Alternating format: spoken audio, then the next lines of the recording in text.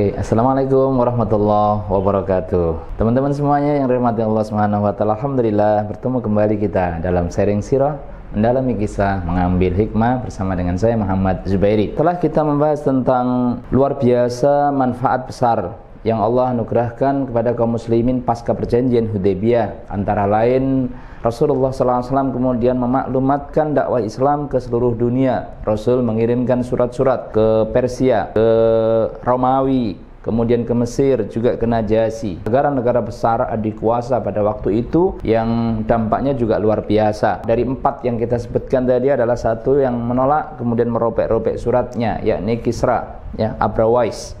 Dia merobek-robek surat Nabi SAW. Apa ini? Dia adalah budak saya. Mengapa kemudian mengirimkan surat kepada saya? Mendengar hal itu, kemudian Rasulullah SAW sabda bahwa Allah akan merobek-robek kerajaannya.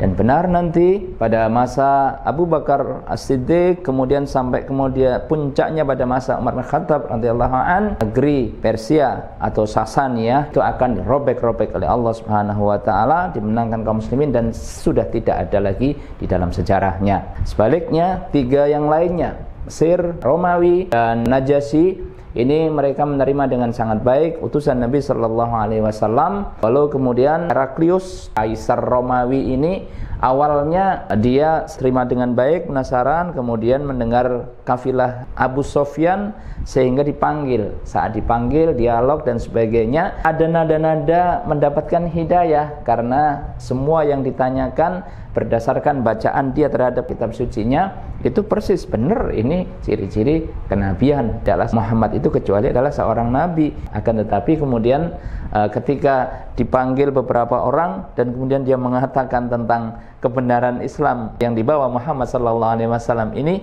rakyatnya itu lari, dalam artian tidak mau lagi menganggapnya. Nah, setelah itu kemudian dia mengatakan bahwa saya hanya berpura-pura dan sebagainya untuk menguji keimanan kalian, sehingga dia menutup kembali pintu hidayah yang sinarnya telah diberikan oleh Allah SWT kepadanya, tapi kemudian dia ditutup hingga akhirnya pun dikalahkan oleh Islam.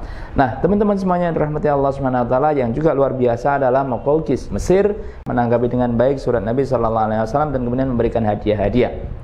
Hadiah-hadiah, salah satu hadiahnya nanti ada budak yang setelah itu kemudian dimerdekakan dan kemudian salah satunya menjadi istri Nabi SAW, Maria Al-Qibtiyah, yang merupakan satu-satunya istri beliau selain Khadijah radhiyallahu anha yang punya anak, yakni bundanya Ibrahim nanti, Ibrahim bin Muhammad sallallahu alaihi wasallam yang meninggal di masa kecil.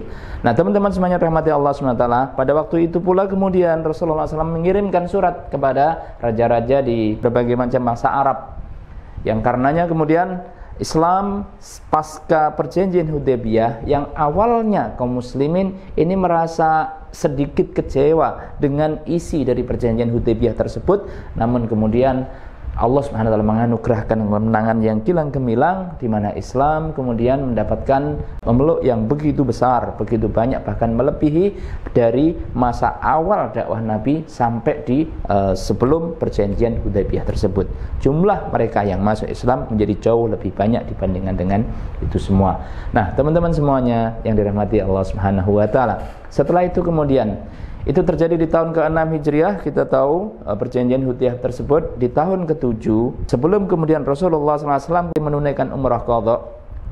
Di awal tahun, yakni tepatnya di bulan Muharram, Rasulullah SAW mengirimkan 1.400 pasukan. Untuk apa? Kita tahu bahwa makar-makar yang dilakukan oleh orang-orang Yahudi, itu mereka kemarin sudah banyak yang diusir oleh Nabi Sallallahu Alaihi Wasallam karena pengkhianatan terhadap perjanjian-perjanjian di antara mereka bersama dengan Rasulullah Sallallahu Alaihi Wasallam. Namun kemudian ada satu kaum Yahudi yang cukup besar, yang dari sanalah seringkali kemudian makar-makar jahat itu direncanakan. Di sana pula kemudian pimpinan Bani Nadir yang kemarin diusir oleh Nabi Shallallahu Alaihi Wasallam itu kemudian lari juga ke sana karena berbagai makar-makar keji dan jahat banyak sekali dilancarkan oleh orang-orang Yahudi, khususnya dari Khaybar ini. Maka Rasulullah SAW pasca perjanjian Hudaybiyah ini, di antara poin perjanjian itu ada senjata-senjata selama 10 tahun dengan orang-orang kafir Quraisy. Musuh besar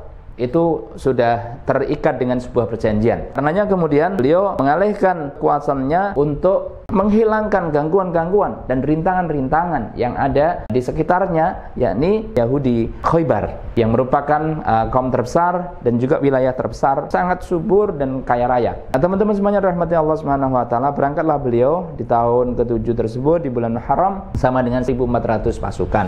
Dalam perjalanannya sebagaimana biasa, beliau sallallahu alaihi wasallam kemudian mendahului perjalanannya di malam sebelum penyerbuan, ya. Beliau melakukan berbagai macam operasi-operasi yang diantaranya adalah kepada Bani Ghatafan, suku Ghatafan.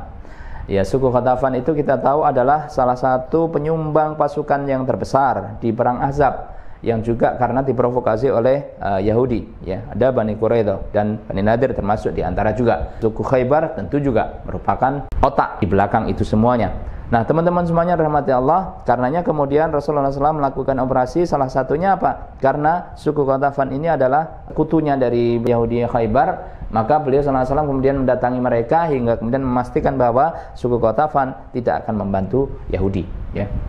Nah, besoknya kemudian beliau berangkat bersama dengan 1.000 itu masuk ke wilayah mereka. Sebagaimana adabnya ketika Islam datang, beliau sallallahu alaihi wasallam memerintahkan kepada pasukannya untuk melakukan dengan adab yang benar. Mereka berikan pilihan apakah masuk Islam, apakah mereka tunduk atau kemudian menyerah dan seterusnya. Karena tidak, maka Rasulullah SAW memerintahkan Ali bin Abi Thalib untuk menjebol salah satu benteng Naim, yakni benteng yang cukup besar di situ, ya. Pimpinannya namanya Marhab. Itu kemudian menantang duel. Karena ditantang duel, sebagaimana kita tahu bahwa Ali bin Abi Thalib itu walaupun sahabat yang lumayan kelakar, walaupun tentu bukan sebagai stand up comedy, bukan, ya. Tapi beliau top skor dan pemberani dengan kemampuan skill berperang yang luar biasa. Maka ketika ditantang duel oleh Marhab, pimpinan dari benteng Naim ini, Ali bin Abi Thalib dalam pukulan sekali dua kali segera kemudian bisa mengalahkan si Marhab ini. Nah, teman-teman semuanya yang dirahmati Allah Subhanahu wa taala, dalam peristiwa penyerbuan di Khaybar ini, beliau sallallahu alaihi wasallam kemudian melakukan penyerbuan dan pembagian beberapa pasukan, ya, untuk menaklukkan satu benteng demi benteng-benteng yang lainnya dan berikutnya. Dalam peperangan itu ada budaknya Yahudi. Tahu ketika kemudian orang-orang Yahudi mulai mengangkat senjatanya dan kemudian dia dapat informasi ternyata orang-orang Yahudi ini mau melawan pasukannya Muhammad. Maka kemudian si budak ini lari menghadap Rasulullah SAW, bertanya segala sesuatu tentang yang diajarkannya, ya. Setelah kemudian disampaikan, maka sang budak ini kemudian dia menyatakan masuk Islam. Ya. Setelah kemudian menyatakan masuk Islam, si budak ini mengatakan kepada Nabi, wahai Nabi, saya masih ada tanggungan ini, yakni kambing-kambing ini. Bagaimana dan apa yang harus saya lakukan? Ya, kata Nabi SAW, lepaskan kambing-kambingmu itu, lemparlah dengan batu, maka dia nanti akan ditunjukkan. Benar, kemudian dilempar dengan batu. Setelah itu kemudian dia kembali kepada tuannya. Artinya tugas dan tanggung jawabnya ditunaikan tetap. Nah, teman-teman semuanya dirahmati Allah Subhanahu wa taala, maka sang budak ini kemudian ikut di dalam peperangan untuk menyerbu benteng-benteng Yahudi Khaybar dan Masya Allah, ya, dia mendapatkan kesyahidannya. Ya. Ada satu lagi seorang Badui yang dahulu ikut hijrah ke Madinah. Setelah itu kisah tentang Badui ini sangat menonjol khususnya di perang Khaybar ini, ya.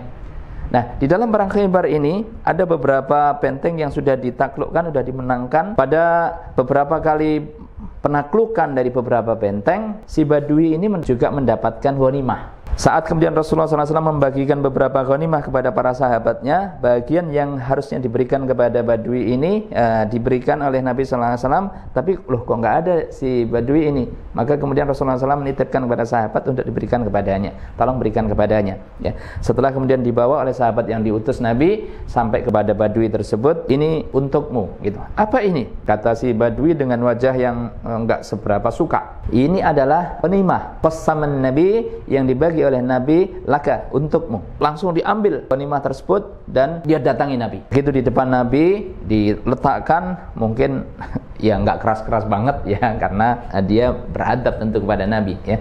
Mohon maaf, ini apa Nabi? Gitu kan. Kata Nabi sallallahu alaihi wasallam, hadhi ghanimah, ya, ini ghanimah qasamtu laka, yang memang sesuai dengan aturan dari Allah, ini harus saya bagikan kepadamu, gitu kan. Kata si Badui tersebut, demi Allah wahai Nabi, aku hijrah, aku ikut berperang ini bukan untuk ini. Aku berperang semata-mata agar anak panah nanti bisa tertancap di sini. Sambil dia menunjuk lehernya. Teman-teman semuanya dirahmati Allah Subhanahu wa taala. Menarik ini. Setelah itu kemudian berlalu, Nabi sallallahu alaihi wasallam bersabda, "In tasduqillaha yastukka." Kalau engkau jujur kepada Allah, maka Allah yang akan menunaikannya. Allah akan memenuhinya. In tasduqillaha yasdukka. Maka berikutnya berlalu kejadian malam itu. Setelah itu kemudian terjadi lagi peperangan berikutnya dalam menaklukkan benteng-benteng Khaybar yang lainnya. Dan dalam peperangan berikutnya ternyata benar ada seorang laki-laki yang lehernya tertancap tombak. Dan Rasulullah SAW kemudian mendekati dan kemudian mengatakan ya kepada para sahabatnya, huwa, apakah dia ini adalah Badui yang kemarin itu? Bala ya Rasulullah, benar ya Rasulullah, gitu kan. Setelah kemudian dinyatakan benar oleh para sahabatnya, Rasulullah SAW sendiri kemudian yang merawat jenazahnya sampai kemudian beliau mensolatinya dan berkata kepada Allah SWT, ya Allah, ini adalah hambamu yang telah membenarkan apa yang telah dia janjikan, apa yang telah dia katakan, dan aku bersaksi atas kebenarannya. Teman-teman yang dirahmati Allah Subhanahu wa taala, ini artinya memberikan pelajaran yang sangat berharga kepada kita bahwa apapun posisi kita, apapun kedudukan kita, apapun profesi kita, ketika kemudian tujuannya benar-benar lillahi taala, ya, berangkatnya lillah karena Allah, berjalannya cara dan sebagainya ma'allah, tetap bersama dengan ketentuan-ketentuan dan cara-cara yang diatur oleh Allah dan Rasulnya. Tujuan utamanya libtigha'i maradatillah, untuk menggapai ridha Allah Subhanahu wa taala. Apapun kedudukannya, ketika semua amal itu dilakukan dalam rangka lillah, ma'allah dan libtigha'i maradatillah, sungguh kata Nabi sallallahu alaihi wasallam, intasduqillaha yastuk. Allah yang kemudian akan memuliakan kita atau siapapun yang bersungguh-sungguh melaksanakan karena lillahi ta'ala. Teman-teman semuanya rahmati Allah Subhanahu wa ta'ala, akhir dari perjalanan penaklukan Khaybar ini, semua benteng dari benteng-benteng besar Khaybar ini akhirnya ditaklukkan, dimenangkan oleh Rasulullah SAW bersama dengan kaum muslimin, hingga kemudian bagaimana biasanya ini harusnya diusir. Tapi ketika kemudian diusir, ya, beberapa orang Yahudi melakukan negosiasi, wahai Nabi, kami ini adalah orang-orang asli sini, sudah bertahun-tahun, dan kami yang mampu untuk menggarap segala macam kekayaan alam ini. Tidakkah lebih baik kalau biarkan kami yang menggarap ini dan kemudian engkau juga mendapatkan hasilnya, ya. Setelah dilakukan negosiasi, akhirnya kemudian disepakati bahwa orang-orang Yahudi Khaybar tetap di situ jadi karyawannya Rasulullah SAW, ya, untuk kemudian mendapatkan separuh bagian, ya, 50-50, ya, bagi hasil, ya, hasilnya nanti, dan wilayah yang luar biasa, ada sekian puluh kebun kurma, kemudian juga ada kekayaan alam yang ada di situ yang kemudian bisa dimanfaatkan luar biasa besar. Nah, teman-teman semuanya rahmati Allah SWT, dalam akhir perjalanan penaklukan Khaybar itu ada kejadian di mana Nabi sallallahu alaihi wasallam kemudian dijamu oleh orang-orang Yahudi, ya, dan di sana kemudian ada Zainab al-Yahudiyah, putri dari pembesar Khaybar, itu yang memberikan jamuan kepada Nabi berupa masakan kambing, dan ternyata kemudian diberikan racun. Setelah kemudian bertanya bagian apa yang paling disukai dari masakan kambing itu oleh Nabi sallallahu alaihi wasallam, bagian paha, maka kemudian bagian paha ini dilumuri racun yang paling banyak. Setelah itu kemudian disajikan. Saat kemudian santap atau dimakan oleh Nabi sallallahu alaihi wasallam, segera saja Nabi sallallahu alaihi wasallam kemudian oh, ini ada racunnya. Maka kemudian beliau memuntahkannya. Setelah diberitahu oleh Allah Subhanahu wa taala ada racunnya, kemudian beliau memuntahkannya, ya, dan beliau mengumpulkan orang-orang Yahudi. Orang-orang Yahudi dipanggil, ya, saya minta Anda menjawab dengan jujur. Apakah ini Anda racun? Ya. Ya, ya. Kenapa? Ya.